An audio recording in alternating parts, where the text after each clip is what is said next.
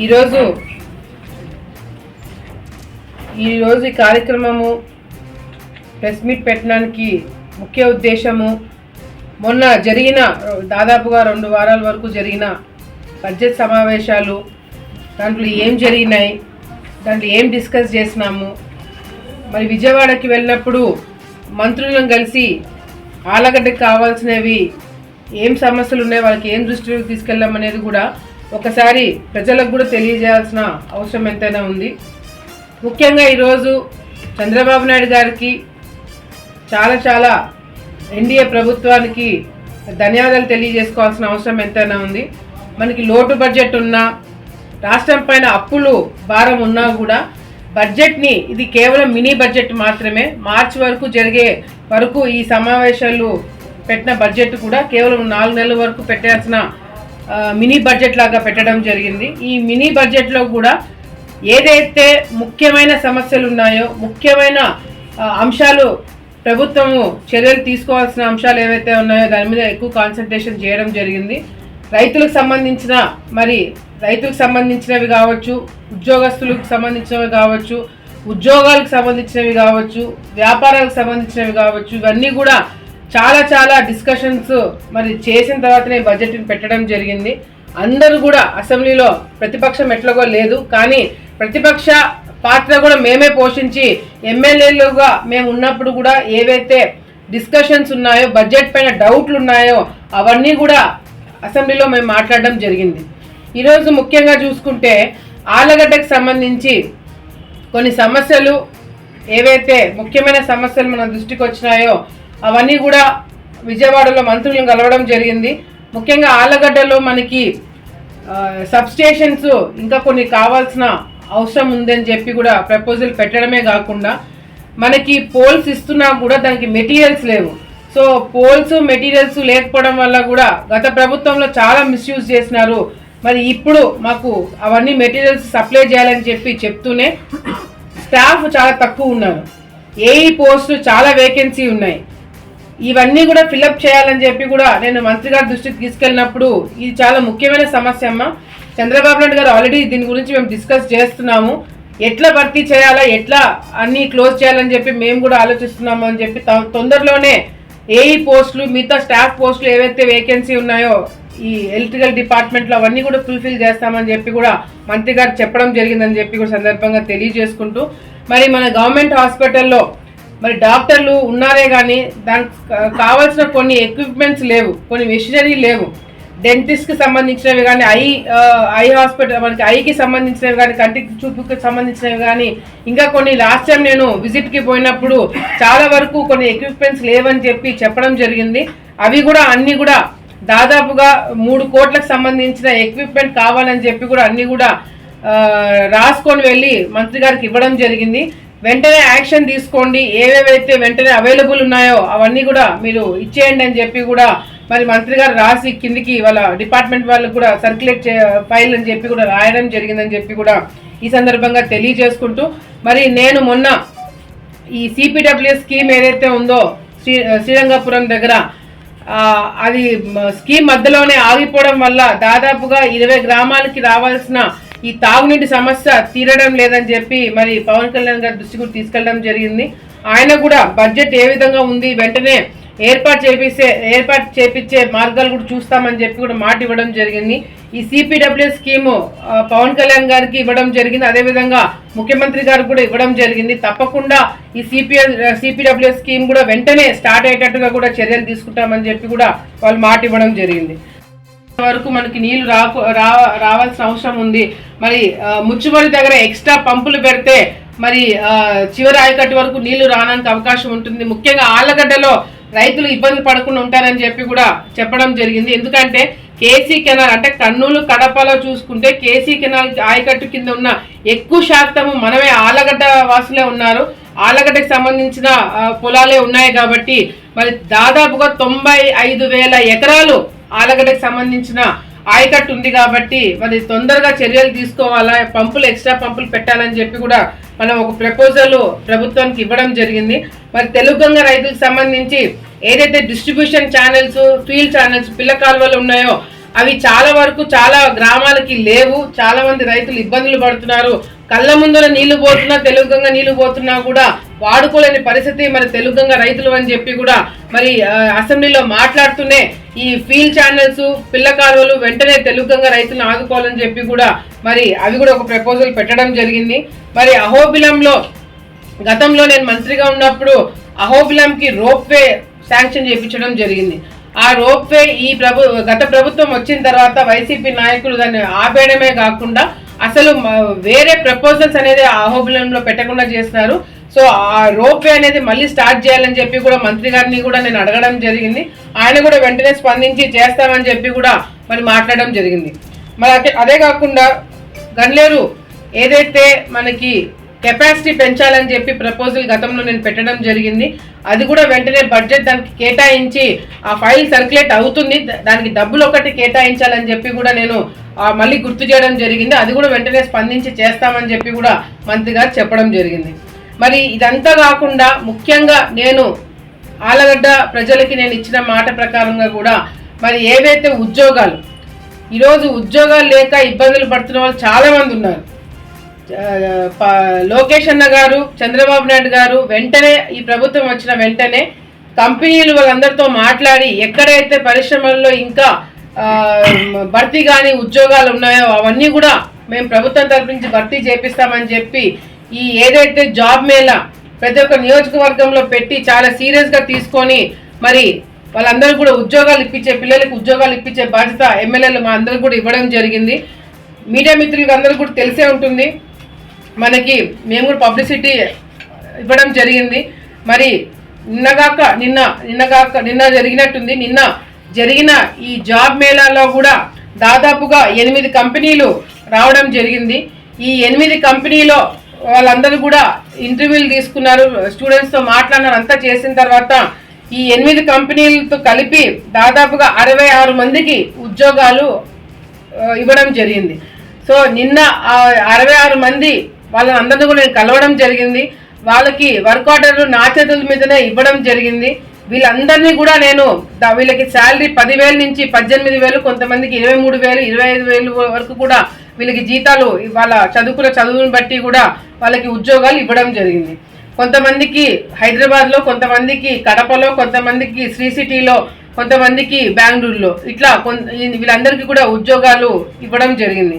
So 66 మందికి ఉద్యోగాలు నిన్న మనం ఇప్పించడం జరిగింది.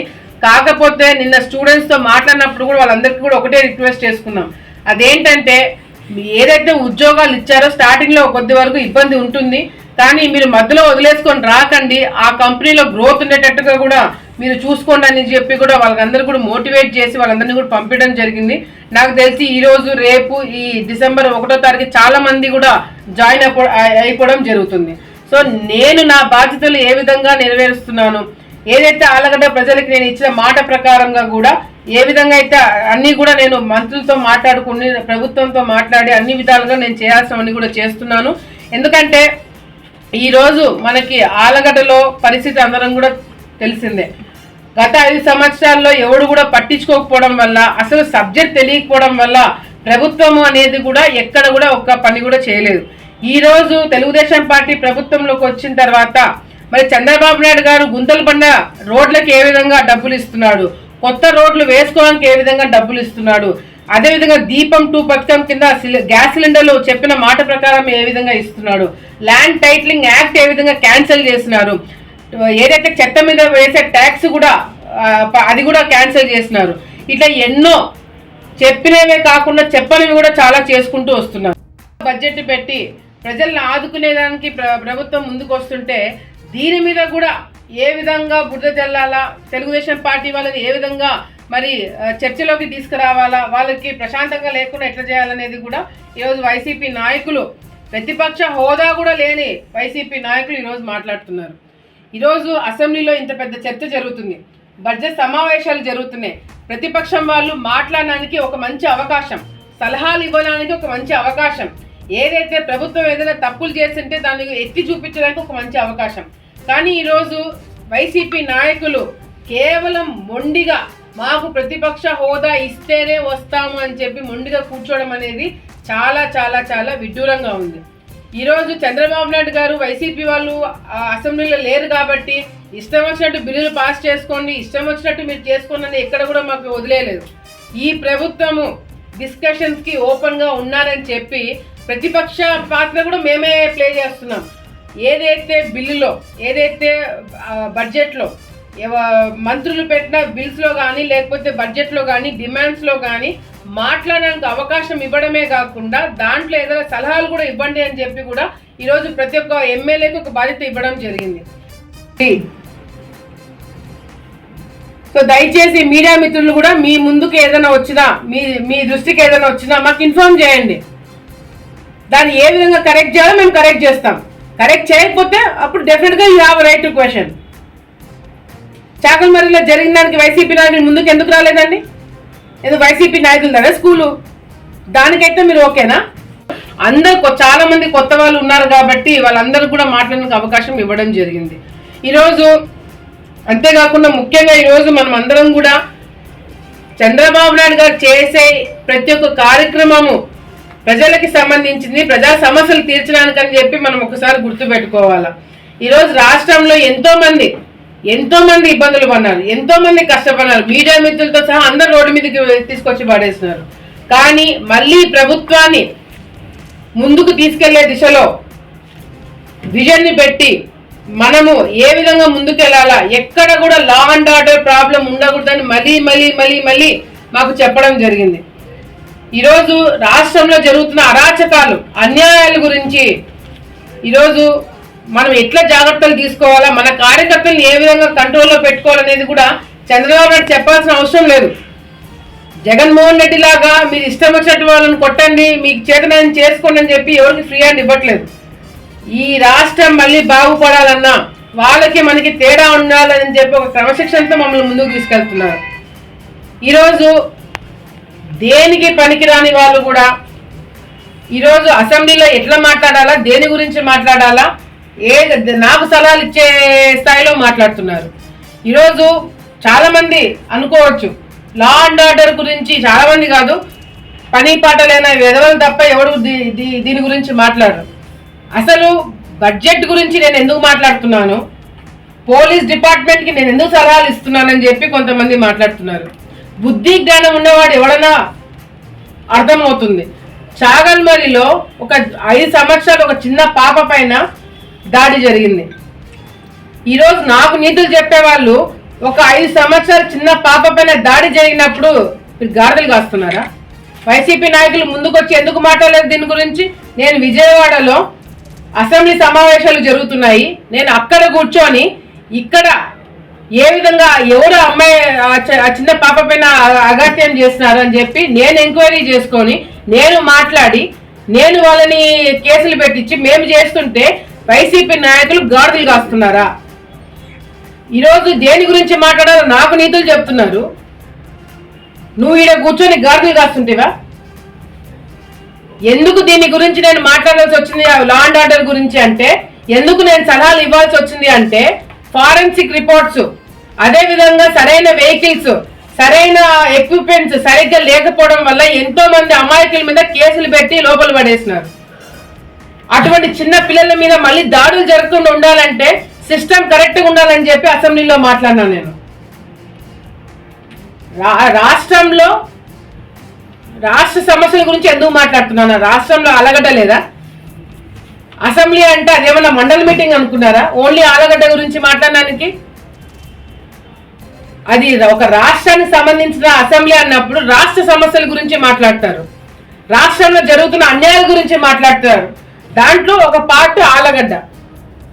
ఇదేమన్నా మండల మీటింగ్సా అసెంబ్లీలో నేను ఓన్లీ ఆలగడ్డ గురించి మాట్లాడడానికి? ఆలగడ్డ సంబంధించిన సమస్యల గురించి నేను అసెంబ్లీలో మాట్లాడినాను. రాష్ట్ర సమస్యల గురించి మాట్లాడుతూనే ఆలగడ్డలో జరుగుతున్న అన్యాయాల గురించి మాట్లాడినాను, ఆలగడ్డలో జరుగుతున్న పనులు ఆగిపోయిన విషయాలను మాట్లాడినాను, ఆలగడ్డలో సమస్యలు, రైతు సమస్యల గురించి మాట్లాడినాను. అసలు బడ్జెట్ సమావేశాలు చూసేంత ఓపికనే ఉందా లేదా? రైతుల గురించి నేను మాట్లాడలేదా? తెలుగుగంగ కేసీ కెనాల్ రైతుల గురించి ఎవరు మాట్లాడింది? గుండెల ప్రాజెక్ట్ గురించి మాట్లాడింది ఎవరు అసెంబ్లీలో? దాని గురించి ఎవడు మాట్లాడరు. పలానా వ్యక్తి ఎమ్మెల్యే భూమా అఖిలప్రియ గురించి మాట్లాడితే వాళ్ళని హీరో చేస్తున్నారు మీరు. ఏ ఒక్కరైనా లేచి లేదు ఎమ్మెల్యే దీని గురించి మాట్లాడింది ఎవరైనా చెప్పగలిగినారా? ఈరోజు నేను చెప్తున్నాను, ఎవరైనా నా పేరు చెప్పుకొని ఎవరు అన్యాయం చేస్తున్నారని చెప్తున్నారు. ఈసారి నుంచి ఎవరైనా ప్రెస్ మీట్ పెట్టి ఆళ్లగడ్డలో అన్యాయాలు జరుగుతున్నాయి, ఆళ్లగడ్డలో అరాచకాలు జరుగుతున్నాయి, ఆళ్లగడ్డలో అవినీతి జరుగుతున్నాయని ఎవరైనా మాట్లాడితే ఆధారాలతో మాట్లాడాలి. ఆధారాలు లేకుండా మాట్లాడి రెచ్చగొడితే మాత్రము నేను పోలీస్ డిపార్ట్మెంట్ కూడా ఒకటే చెప్తున్నాను, ఆధారాలు చూపించమని చెప్పండి, ప్రెస్ మీట్లు పెట్టమని చెప్పండి. ఆధారాలు లేకుండా గతంలో మేము ప్రతిపక్షంలో ఉంటుంది, ఆధారాలు చూపించినాం, సర్వే నెంబర్లు చూపించినాం, పేర్లు బయటికి చెప్పలేదా? మేము పేర్లు బయటికి చెప్పలేదా? నేను ఆధారాలు సర్వే నెంబర్లు పెట్టలేదా? నేను వీళ్ళు ఆధారాలు ప్రభుత్వం పైన వేలెత్తి చూపించేటప్పుడు ఆధారాలతో కూర్చోండి, దానికి తగినట్టుగా మేము కూడా యాక్షన్ తీసుకుంటాం. మేము కూడా ఏదైనా మా తరపు నుంచి ఏదైనా ప్రభుత్వం తరపు నుంచి మిస్టేక్స్ జరిగితే మేము కూడా రెక్టిఫై చేస్తాం. కానీ ఎవరైనా వేలెత్తి చూపించే వాళ్ళు ఉంటే ఆధారాలతో ముందుకు రండి, లేకపోతే మీ మీద కేసులు పెట్టడం జరుగుతుంది. ఫ్రీడమ్ టు స్పీచ్ ఉంది మీకు, మీరు ఏమన్నా మాట్లాడితే చూస్తూ కూర్చోడానికి మేము ఇక్కడ పిచ్చోళ్ళం కాదు. ప్రజలను తప్పుదావ పట్టించిన, ప్రభుత్వం పైన తప్పుడు మాటలు మాట్లాడినా చర్యలు తీసుకోవడానికి లీగల్ గా యాక్షన్ తీసుకోవడం జరుగుతుంది. లేదు మేము ఎమ్మెల్యేలకు మేము తప్పు చేసినాం అనుకో, చూపించండి, మీకు ఆ రైట్ ఉంది, మీకు ఆ ఫ్రీడమ్ ఉంది. కానీ కేవలం ముందర మైకులు ఉన్నాయి కాబట్టి ప్రతిపక్ష హోదా ఉందని అనుకుంటున్నారు, మేము ఏం మాట్లాడినా మా మీద సింపతి వస్తుందని చెప్పి అనుకుంటున్నారేమో. మేము ప్రతిపక్షంలో ఎట్లున్నామో అధికారంలో కూడా అట్లే ఉంటాం. అధికారం నుంచి రిటర్న్ వస్తున్నప్పుడు ఢిల్లీ దగ్గర ఒక యాక్సిడెంట్ జరిగింది, ఒక వ్యక్తి చనిపోయినాడు, బతులూరుకు సంబంధించి ఒక వ్యక్తి చనిపోయినాడు. దాని గురించి వైసీపీ నాయకులు ఎవరైనా పట్టించుకున్నాడా? ఎవరైనా దాని గురించి మాట్లాడినారా? మాకు తెలిసిన వెంటనే కిషన్ రెడ్డి గారికి, లోకేష్ అన్న గారికి, రామ్మోహన్ నాయుడు గారితో మాట్లాడి అక్కడి నుంచి వాళ్ళకి వెహికల్స్ పెట్టాలా, వాళ్ళకి ఏం కావాలా ఏందో అనేది వాళ్ళతో మాట్లాడి కోఆర్డినేట్ చేసుకోవడం జరిగింది. అన్ని విధాలుగా వాళ్ళకి మేము సాయం చేయడం జరిగింది. ఇవన్నీ ఎందుకు చేసుకోలేకపోతున్నారు వైసీపీ నాయకులు? దీని గురించి అట్లీస్ట్ పట్టించుకున్నారా? దీని గురించి మాట్లాడారు. అసెంబ్లీలో నేనే దేని గురించి మాట్లాడా నాకు సలహాలు చెప్తారంట. అసెంబ్లీ గేట్ కాడికి వచ్చే అర్హత కూడా లేదు మీకు. నీతులు చెప్పాల్సింది నాకు కాదు. ఎవరైతే వైసీపీలో ఎమ్మెల్యేలు ఉన్నారో వాళ్ళకి చెప్పండి. వాళ్ళు పాపం రావాలనుకుంటున్నారంట. వైసీపీ ఎమ్మెల్యేలు ఎవరైతే 10 మంది గెలిచినారో